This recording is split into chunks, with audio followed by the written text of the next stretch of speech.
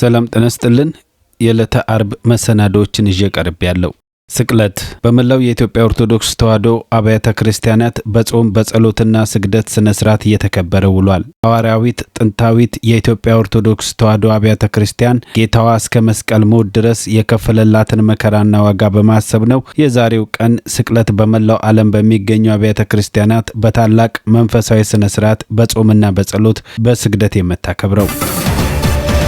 በአካውንቲንግ በተመረቀች በአንድ ወሯ ዱባይ ሄዳ ራሷን አጠፋች ስለተባለችው ረድኤት ጌታቸው አዳዲስ መረጃዎች እየወጡ ይገኛሉ። ቤተሰብ ስለ አሟሟቷ ጥያቄ እንዳለበት እያነሳ ነው። አስክሬኗም የመጪው ማክሰኞ አዲስ አበባ ይደርሳል ተብሎ እየተጠበቀ ነው። የኢትዮጵያ ኤምባሲ፣ ቆንስላ ጽሕፈት ቤቶቹ፣ የኢትዮጵያ ኮሚኒቲ በርካታ ኢትዮጵያውያን የ21 ዓመቷን ወጣት አስክሬን ወደ ሀገር ቤት ለማስገባት ጥረት አድርገዋል። ጉዳዩ በጉርሻ ፔጅ በመለቀቁ የረዱን አስክሬን የምናገኝበት መስመር ተገኝቷል ያሉት ቤተሰቦቹ ኤምባሲው ጉዳዩን በሕግ ክፍሉ በኩል ይዞት እየተንቀሳቀሰ መሆኑንም ተናግረዋል። ስንዱ የተባለች የዱባይ ነዋሪም እያደረግሽልን ላለው ነገር ምስጋና እናቀርባለን ያሉት ቤተሰቦች ዛሬ ውጭ ጉዳይ ሄደን አስክሬን መቀበያ ፎርም ሞልተን ሁሉ ነገር ጨርሰን ወደ ቤት ተመልሰናል ብለዋል። የፖሊስ ምርመራ እንደጨረሱ ወደ ሀገር ቤት ለማስገባትም ጥረት እንደሚያደርጉ ኤምባሲዎች እየተናገሩ ነው የሚገኙት። ቀንም ተቆርጦለት የመጪው ማክሰኞ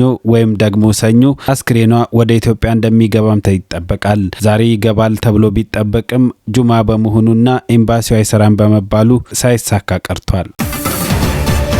የኢትዮጵያ አየር መንገድ በቢሾፍቱ አቅራቢያ ለሚያስገነባው አዲስ አየር ማረፊያ ከ2000 በላይ አባወራዎችን እንደሚነሱ ተሰምቷል።